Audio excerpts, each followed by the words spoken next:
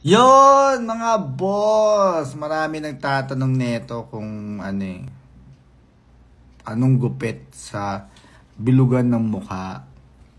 Yan, siyempre, pagpunta nyo sa barbero nyo, no? O kaya sa barbero, boss. Tanong nyo, boss, ano bang gupit sa mga bilog ang mukha? Paano bang gagawin yan? Siyempre, yung mga barbero natin na magagaling yan sa barbero, boss, sasabihin na, boss, ganitong gagawin natin. Para magkaroon ng illusion na payat ang mukha mo, gagawin natin, lilinisin natin tong sides mo. Patataasin natin yan. High blend or undercut.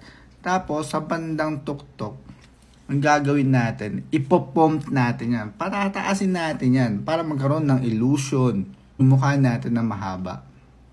Ayan. Yung magiging haircut, ang hairstyle na masasuggest ko talaga sa mga bilugan ng mukha ay yung quiff. Diba? Pag tinanong kayo ng barbero, boss, anong gupit mo? Gusto ko kasi quiff. Para magkaroon ng illusion na mahaba yung mukha ko kahit chubby ako. Kayang-kayan sa barbero boss. Barbero boss lang gumagawa niyan. Kaya huwag na kayo sa iba pa pumunta. Sa amin na, sa barbero boss. Teka, bago ko makalimutan, may example tayo ng bilugang mukha pero may illusion na sobrang pumayat. Check nyo. Ayun, si Boss Nonong, no? Grabe, nagpunta sa atin yan para magpagupit. Alam naman natin na mala Piolo Pascual yan. Kaya lang, medyo napabayaan sa kusina. Joke lang, boss. Peace.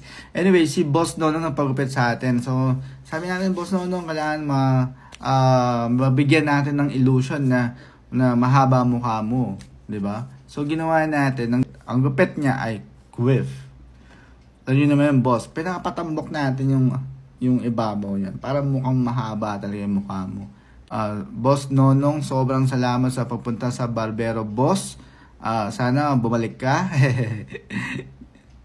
Yun, kaya sa mga gusto mong pagupit at mga bilog ang mukha, pwede natin gayahin yan. Siyempre, ginawa na natin yan sa barbero, boss. Ang gupit ay quiff.